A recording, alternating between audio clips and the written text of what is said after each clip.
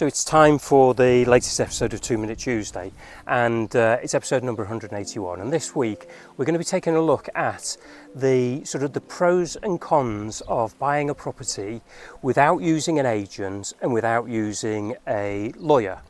We're going to try and keep it as balanced as possible. Some of the reasons why people may consider buying a property and not using the services of a professional, and some of the pitfalls of doing so. So welcome to episode 181 of 2 Minute Tuesday with Hundon Valley Homes.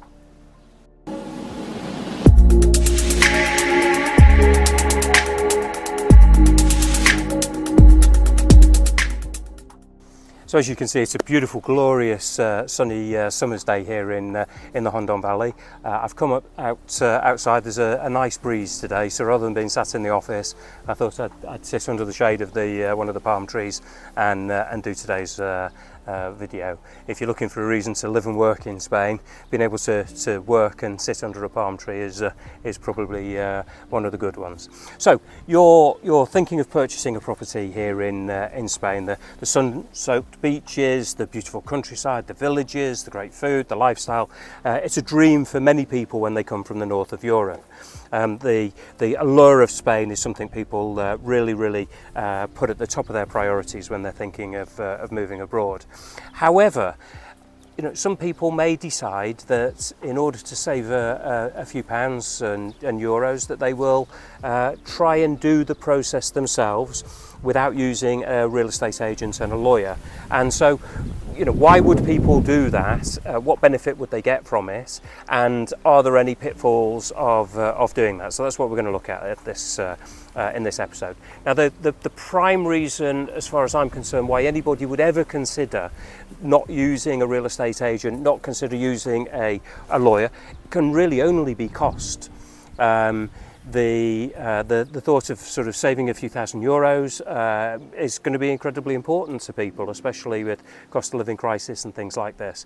And so by not paying fees, it's going to make the whole transaction quite a bit cheaper for you. One of the things that you should remember, though, is that the agent fee is paid by the vendor, and so it's not paid by the buyer. So if you're buying a property from me as an example, we will invoice our services to the vendor and not you as the buyer. So there's a false economy in thinking that you can buy without an agent, because we don't actually charge the purchaser. You may feel that you'll be able to negotiate better with the potential buyer, because they're not paying an agent fee, but then how do you know that you're buying a property at the correct price? Again, with the lawyer, I think this is even more important. A lawyer will charge probably a couple of €1,000 if they are doing the purchase of a property. They're applying for NIE numbers, opening bank accounts for you, transferring utilities into your name, maybe even writing a will, applying for NIE numbers. It's a cost that adds up. But in my estimation, really your agent and your lawyer are your insurance policy that you are buying a property where all of the checks have been done and everything is correct, and you're benefiting from the many years of knowledge that they have. So the real estate agent, if they're time served, will know the area like the back of their hand and will be able to advise you in great detail. And the lawyer isn't really bothered about the property and things like that. They're bothered that the property that you buy ticks all the boxes when it comes to legalities, and that all the paperwork is up to date and all the taxes and the fees and everything are all paid and up to date. So when it comes to price, yes, you're going to save some money if you do it yourself, but it may be a false economy if you don't get it right. I touched briefly on direct negotiation. If you're negotiating directly with the vendor, you may feel that you can get a better price.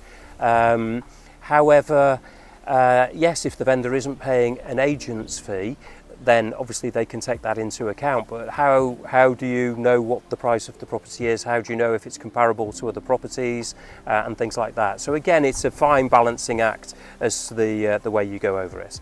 And then the final one that, again, somebody said this to me, is that it gives them the ultimate control over the process. and it means that they can manage things sort of independently and oversee every detail of the transaction, and it sort of aligns with their preferences and their timeline.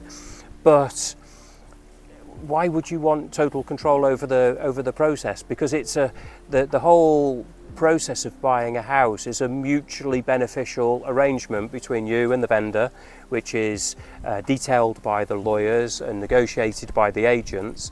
And basically it's, you know, when you agree to buy a house, you say the time that you feel that you would like to buy it. If it meets with the vendor's criteria, then we can do a deal. And so the whole thing is negotiated by people. So there's no benefit really for doing it, but some people may see it as a sort of a benefit. The thing I would sort of say to people is that, you know, if you've lived in Spain for 20 years, you speak fluent Spanish, you have a deep understanding of the nuances of the property market, and the sort of the ins and outs, and you understand implicitly how it works, then you're probably equipped to deal with it. However, if you don't have all of that ammunition at your disposal, then it's going to be incredibly difficult to sort of manage your way through the whole of the process. As a real estate agent, I've been selling properties in Spain for 18 years, and I still use my lawyer when I buy properties. It's just easier, it's simpler. You put your trust and your confidence in the hands of a professional person, and they do the job for you. It's about legal knowledge, it's about the market knowledge, dealing with the language barrier, due diligence. Now that's whether that comes from the agent or the lawyer. Obviously the lawyer has been to law school and qualified, and they know the ins and outs, and they have the indemnity insurance. All agents nowadays are licensed, they're insured. We have undergone training and taken many exams, and then gone on to take API exams and things like this. So really, if you have a full understanding of the process and you're incredibly brave, then go alone. If you have any doubt and you need advice, then seek the advice of professional people. The one thing I would caution everybody is you can find a ton of information on the internet. I mean, that's what this video is. You can find so much information on the internet, but who wrote it? When did they write it? Did they have an agenda? And there are lots of different aspects that you need to look at. So we're all grown-ups, we're all adults. When we put pen to paper to sign a contract, to agree to buy something, you know, it's our name, it's our decision to do so. Nobody has a gun to our head, nobody has our arm behind our back. So if you feel happy to do it yourself, please try and do it yourself. But if you have any shadow of a doubt, look for a good agent, look for a good lawyer, and you won't go wrong. So that's it for this week's episode. Although I'm sat in the shade, it's actually really hot. It's about 30 degrees. There's a beautiful breeze today. But that's it for this week's episode. Thank you for taking the time to watch. If you have any questions or queries about this episode, about buying property in Spain, selling property in Spain, about the area, then please feel free to drop us a line, and we'll be more than happy to help you. So until the next episode, thank you for your time again, and we look forward to seeing you then. Till then, adios.